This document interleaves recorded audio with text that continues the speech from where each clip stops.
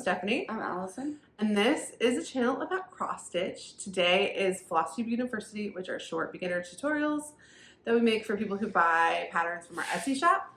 But putting them on YouTube means that everyone can use them.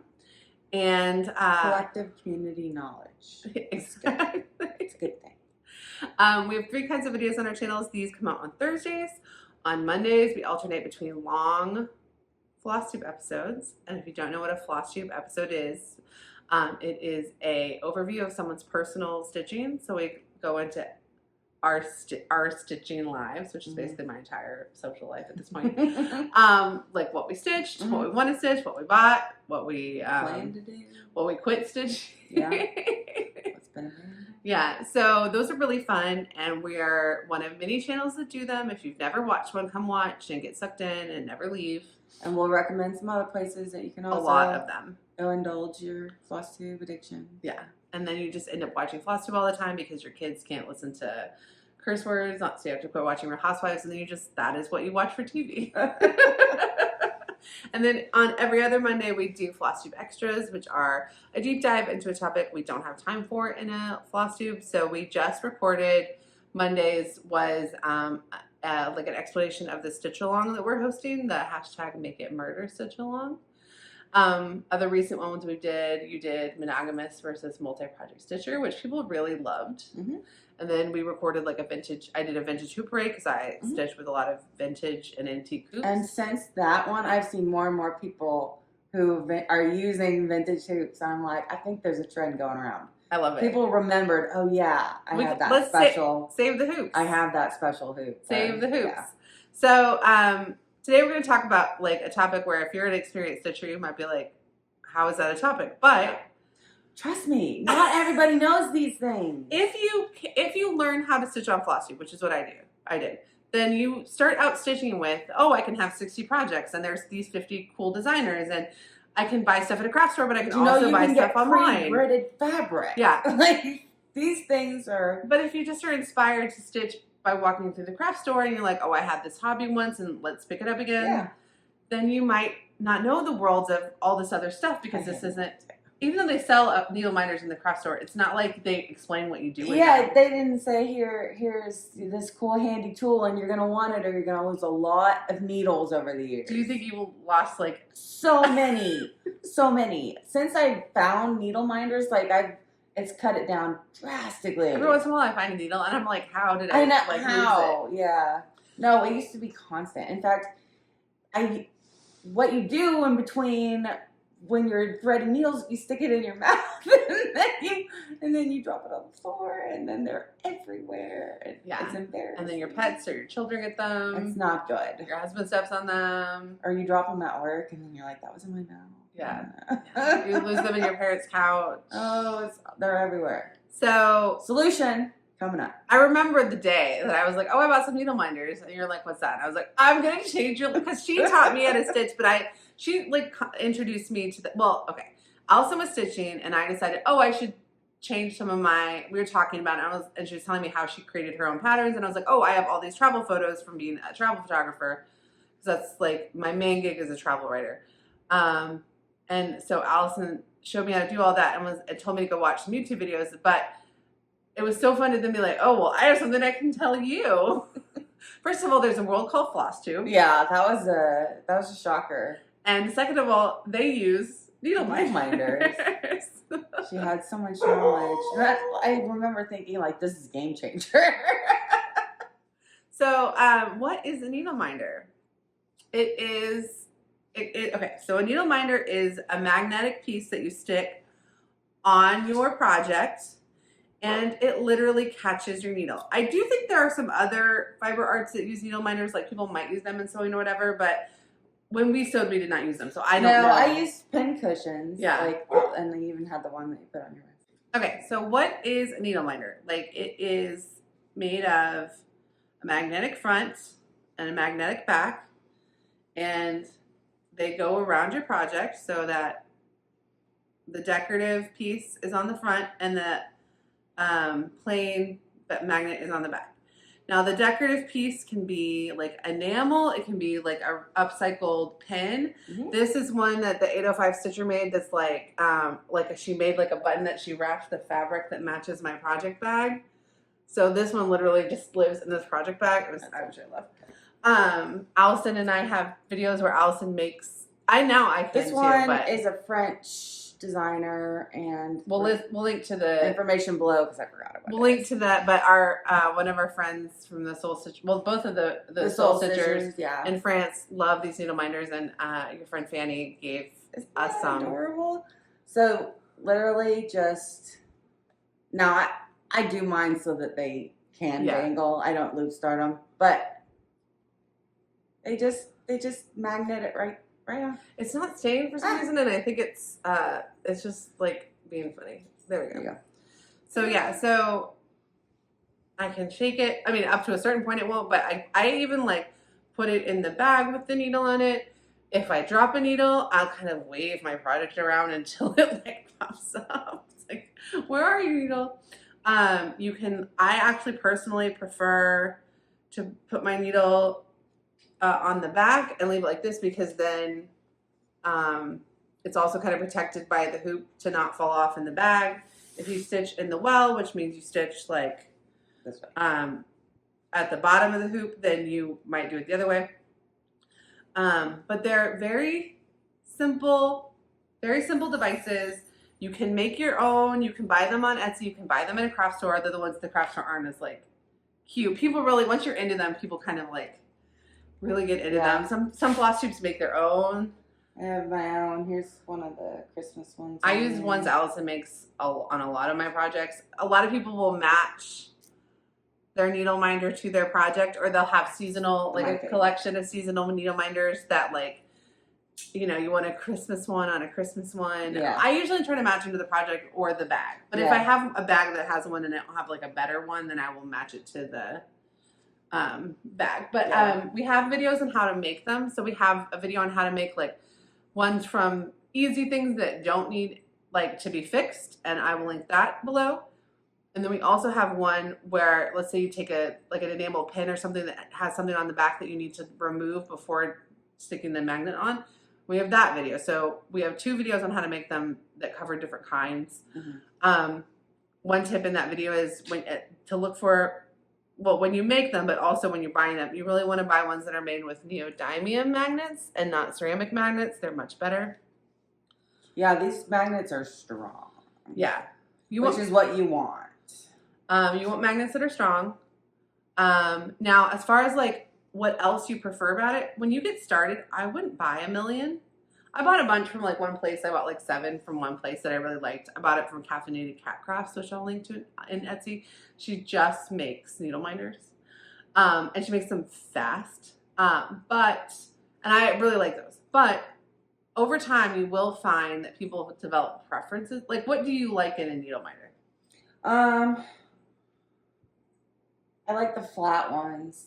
Sometimes if they're too 3D, your needle kind of gets lost. Yeah. It's hard. It doesn't feel like it's as secure. So something that's flatter usually works better for me. Some people like ones that are small enough where their needle is very easy to get off of it, so they don't want their needle minder to be wider than their needle. Some people don't care about that. What they care about the most is how strong it is. Like, will it find a needle that's 6 inches away? I care more, honestly, about the aesthetics. Up until the point where some craft store ones that I bought had really junky backs. Because the backs were like, this, but the magnet wasn't very strong, and the magnet would also like flip around inside the backs. It was really weird. So I still use the fronts of those, but I've replaced all the backs with, I'll put a link to, like, if you have some that where you're like, wait a minute, I actually prefer like a stronger back. You can buy your own neodymium magnets and just use the covers. And they're of really those. cheap on Amazon. Yeah, so I just want them really strong. I do prefer a flatter, wider back, but those magnets are more expensive. So even when I make my own, I don't buy that level of magnet, even though I'm always happy when one comes like that. I bought a whole lot of pens that I'm turning into needle minders. I don't have any of them. But Allison Like- loves to make her own needle minders. Yeah. I like to use the ones Allison has made. So She made me one too. But we made these, but actually we need to reglue them because of how 3D they are. The magnet Yeah, came you have off. to be careful. So, but that's the only homemade one that's happened to. So it's really just like but because that's homemade, we can just reglue it. Yeah. Whereas if you bought that, you'd be annoyed because you'd be like, Right. now I have to glue it. This one was my fault. I need to sand it down a little bit so that I have a flatter surface. Oh, I'll bring mine over next time and we Okay. can fix them. Yeah. So if you've never used a needle minder before, get one and try it. Don't spend a lot of money on your first one. Just get one and try How it. much should they cost? They're like, I've seen $5. like really good ones on Etsy that are like from $5 to $8. The most I've ever paid for one was $10. But that was more because I was doing a stitch along and I wanted the specialized The one. specialized- Yeah, some bag, bags, like yeah. some like mystery boxes and bags and stitch alongs and stuff have like themed ones, and those are fun. Yeah. When we make them ourselves, they're very inexpensive because super glue is cheap and the magnets are like 10 or 15 bucks, but you get enough to make a You bunch. get a whole bunch. And also, if you don't keep I keep my needle minders on my projects, but if you didn't, you wouldn't need as many backs because you would just pull the front you like and pull one. You would only need 1 or 2 backs per like 10 if you weren't trying to keep them with your projects. Or just take. Yeah, the whole thing. I will interchange the backs on mine all the time because to me it's like I don't really care what back was originally with it. I just will pick up magnet. I keep the fronts and the backs separate. But yeah, so I would get 1 or 2. You could even get a craft store one though. I will say that like the worst ones I bought were from the craft store because the backs were just hideous. And the neodymium magnets at the craft store are like outrageously expensive. They're very expensive. But if you only want 1 or 2, you could do that. But like if you're like, if I buy them online, I'm going to spend $35 or whatever, like just to get the free shipping. And like, if you don't want to deal with that, you can get them at the craft store, but they're per magnet insane. They're very expensive, yeah. So, but if you just wanted to try them out, you could get a craft store magnet, a craft store needle minder, try it, get craft store neodymium back if you hate it, their backs, and be done. A lot of people really enjoy having like a collection of needle minders with different themes and moons and some people even, and I would eventually like to like have a board in their craft room or craft area where they're all out on display. So the ones that aren't in bags are on display. Yeah. But magnets are actually very dangerous if they're swallowed by anyone. But particularly if you have little kids or pets, you want to make sure that they do not swallow magnets because magnets do a lot of damage internally if they get stuck inside. So I don't have mine out because I'm just You're the one things that Molly tried to eat today: dirt, glass, thread. So no, I can't have just like a cute board of like magnets. Yeah. But in a couple of years, Yeah. but that's just a warning for if people with children or pets, like these magnets they shouldn't be getting a hold of any magnet, and it would be worse for them to get a hold of your needle. If it keeps your needle in your project, that's obviously better, but be very careful about what happens to your magnets. Anything else? Oh, where do you, besides you making them, what are some of your favorite needle minder places you've seen? You just make your own, and you've been gifted a few. Because we have the Golden Familiars. Renee gave us. Oh yeah, that's a those cool really one. cool ones. Yeah. It's like a skull, and it has. And like, I got one from Kittens. I got yeah. that cute little. And we're getting ladybug. another kitten, so we'll show you guys those. And also, actually, thank you for bringing up kittens, because that reminds me. First of all, kittens are these cute little boxes that you keep tiny in your car. Like it's for like emergency out in a boot stitching. And Erin from Steel City Stitchers makes them, and we have some spring ones, and we're getting some fall ones. Yeah. And they come with like little themed needle minders. But for those projects are really small, and I stitch them in hand, which I don't stitch anything else in hand except those. But the needle minder is still really handy because people will use needle minders for lots of things besides holding needles. They'll also use them to hold their patterns. And sometimes I will use it to hold, like if I have a piece of fabric that I can't get in whatever way, then like So this people will sometimes use these as needle minders and like These fabric are holders because they're fabric magnetic. holders, they're magnetic. I think they're really for cords. They're great, but cords. I really want some, but it holds it. I use Wonder Clips, and then I also sometimes use these because out of Wonder Clips, they're sitting in project bags. They're not like missing. But sometimes if I have like one piece of fabric that's being annoying, I might tuck it under the needle minder. If I'm being too lazy to go find like other things. But I use the needle minder to hold my pattern up when I'm using off the kitchen because that's the only time I use a paper pattern. But a lot of people will take paper patterns and put them on like magnetic book stands and use a needle minder or a needle minder back to keep their paper pattern on. So once you start, if magnets are not currently a part of your cross stitch and you decide that you want to try them out, you will find ways that they're useful that you would not expect. Yeah. Couple things to note. So like I tend to just put if I know we're filming a Flosstube like tomorrow, or if we're not filming for 2 weeks, I would undo this. But I tend to undo Ada full coverage projects less than like a nice delicate lidded. But let's say I'm just putting this back in the bag. Okay. Things will just get stuck to it because there are other pieces of metal in my project bag, right? So if I take that out of the hoop and I take the needle minder off, it will get itself stuck to my any other piece of metal. So I might find it on the ring. So sometimes I'll take it out and they'll be like the needle minder, the needle, and the scissors are all just in a jumble. Yeah. And I keep metal scissors in the bag and they also get stuck on the needle minder. It's not a problem. It doesn't cause any damage. Just something to be aware of that like it will fall off. Yeah. Things will shift in your bag because all of a sudden you've got this like metallic, this magnetic.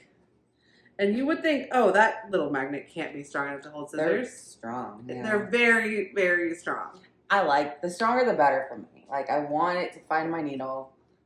If I drop my needle, I want to use it to find that. Yeah. No matter where it is. And sometimes if you put in your bag, the needle will shake off. So be careful. Like when you take things out of your bag, be a little bit careful because it might not still be on that needle. Yeah, I don't usually keep mine unless they're like this. Unless it's attached. Well, yeah, I will do this. I will put it back in especially on this like kind of full coveragey project that's not as delicate. Yeah. I will just do this. But if this was like a really pretty sampler or something, I would probably I'll take the sampler out of the hoop, fold up the fabric, put the needle minder in the bag with the needle on it. But when I go to pull it out, it will usually be on the scissors. Well, yeah, but I meant like something like this, like a 10 where you can keep your needle. Oh, I used to do that, but then I just stopped doing that. Like I just ended up, I have a bunch of kids that have those in it, but I stopped because basically I had enough for like all my projects, and then I had more projects, and I didn't have enough, and then I found like it was fine. Yeah. Like all I have to do is mine just has an extra needle and a pen. Yeah. So when I was kidding at first, I was putting 2 needles in a 10, but now I just put 1 needle in because I'm like, I have a million. Like also, whenever I lose the needle and I can't find it, and I do find it later, I will put it. This is so stupid, but I will put it under my iPad on my iPad cover because I only use my iPad. 90% of my iPad usage is for stitching. And so then later, if I'm ever without a needle, I'll just look and see, like, do I have one? And I will. But that also works because that is magnetic too. Yeah. So magnets and cross stitch are just great. Anything else we should? I don't think so. So caffeinate, I'll just mention some places I've gotten cute ones or heard of them, because if you're starting out, you might not want to go to the craft store and you might not want to buy them. And I do tend to think that like 1, 2, 3 stitch and stuff tend to be a little overpriced for them. But I still like them for a lot of other things. But so I bought them from Caffeinated Cat Crafts on Etsy. I placed like multiple orders from her. She's great. She's got lots of fun ones and lots of seasonal ones. She is making them, I believe she makes them herself, but she's using things you could find, like, she's not creating the piece. Mm-hmm. She's taking pieces she buys and turning them into magnets. Yeah. Crafty Emily, I've never bought a needle minder from her, but she has a needle minder club and she's based in the UK, and she like literally makes the top piece and then turns them into needle minders. So they're very cool. Clay by Kim needle minders are very pricey, but that's because she's literally making little pieces of clay art and then turning them into needle minders. So if you want something really unique and artistic, Crafty Emily and Clay by Kim are like next level. I bought needle minders from Witch's Garden Crafts, who is a fabric dyer that we like, who's host. I'm going to do the post-stitch along. Oh, are you? I'm not going to finish it. Yeah. But I'm going to do it. I want to, but I don't think so. Yeah. Oh, I can't do one more. You really can't do one more thing. I'm going to sign up for it, but I'm not going to like. My goal is to get last year's stitch along done by this year's stitch along. We'll see. I forgot you. And I still have 1,500 stitches left. Well, and I was like, well, do it done for the state fair, but I don't need to because you're going to enter yours in the state fair, and that would be insane for us to both. And you can enter them for 2 years, so I'll enter it next year. Okay. Anyway, I bought them from Witch's Garden Crafts, who's on Etsy, who's a needle fabric dyer. And then and I have some from the 805 Stitcher, who makes project bags. I have 4 of her project bags, and they all match. The needle minders match the bags. I have one from the Golden Familiars. You have the one from Russia. Oh yeah, Owl Forest. If you buy the Owl Forest embroidery, if you buy the thread packs, their needle minders are only, I want to say, like $3 or $4. They're so pretty, and they're a piece of the original artwork from the picture theme to the project. So I have 2 because I have one in the kit that I bought. Then I bought another separate one. Mm. I'm going to make another Owl Forest order pretty soon if you're thinking you need a needle minder or a thread pack. You don't need anything. And also, now that Allison started making them, we don't buy them as much because we just make them all the time. And I'm also up to like more than I need. Oh, I bought one off Stitchy Box. I don't think they sell them anymore, but it was like a cool vintage rainbow tile that I'm using on my Stitch for Pride piece. And other places, I've never bought from Mad for Minders, but every time I go look, I'm like, oh, those are good. But they have like but now that we make them, it's like, it's hard to buy them from places. And now that we know how to make them, I'm always looking what would be a cute thing. Yeah. Can I freak you out? Yes. We have tiny dentures at work that are this big. Oh my God, I bought a pattern I gotta show you to you.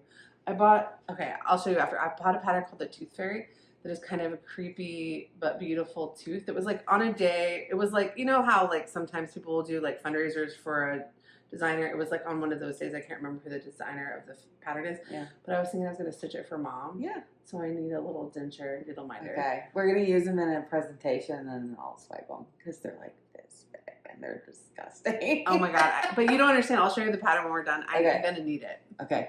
So it makes projects more fun, and it's cheaper than getting a project bag to match your project by like a lot. If you buy like, you know, at the craft store, if you're out in the world and you find something that's not expensive, and then if you already have the super glue and the magnets, that's all you need. And then if it's metal, a little bit. Like if it's like a pen, and if it's a pen, you need like if it's something that has something to scrape off the back. You just need like a rotary, a DIY. Sander. And some people use just sandpaper. I've been told by some people they like that better than the rotary tool, and I've been told by some people, thank you for telling us about this tool because it's changed my life. So it's totally personal preference if you get the tool or not. But we have videos. It's a good tool though. Go check out both of those videos if you're thinking like, oh, I do want to have one for every project that matches, and no, I don't want to spend a bunch of money. Yeah. All right. If you made it to this point in the video, leave a little fairy emoji for this cute little fairy needle minder. These are acrylic. They're so cute. Are they cute? I know some people make them with shrinking inks too. Oh, I've heard of that. Yeah, these are good quality. I like them. So leave a little fairy emoji for Allison's super cute fairy needle minder. Check out the other needle minder videos if you are curious about crafting. That was like some kind of... I was trying to say creating, but I changed it to crafting, but it became like a little Long Island. It became Gina from the Real Housewives of Orange County, which the 5 people that will get it will really know what I mean. And then leave a comment if you've never heard of needle minders, please let us know. But also if you have tips for where you like to buy them, if you're an experienced stitcher, if you use them differently, any tips you have, but especially like sources of needle minders is great. We're always looking for fun places, small businesses to share. What's your favorite part about a needle minder? Did you ever stitch before you knew about them? Did you stitch for 6 years before you found out? Yeah. And then you had your sister tell you who didn't know how to stitch. Who like had not started stitching yet. Didn't have a clue. You also taught me the word frog, and I was like, This woman's insane. Well, I just learned it from you guys. I didn't make any of this stuff up. I know, but it sounds made up, doesn't it? I think it's probably from that. I mean, it's Because you were like, I have to frog it, and then I have to railroad it all over again. And I'm like, I don't know what you're saying. All right, if you're not subscribed, we would love for you to subscribe for more insanity like this. And also, after this, the next Monday will be a full Flosstube episode. If you want to see Allison's beautiful progress on this beautiful peacock, and I'm working on my own. That castle is one of my own patterns. It's in our Etsy shop. I'm trying to get it done by the state fair. So if you want to see if that happens, check out our Flosstube on Monday and subscribe. And that's free. It just puts our videos in your subscription feed, which is how I watch Flosstube. I think we already mentioned that. All right. Thank you guys so much. Bye. Bye.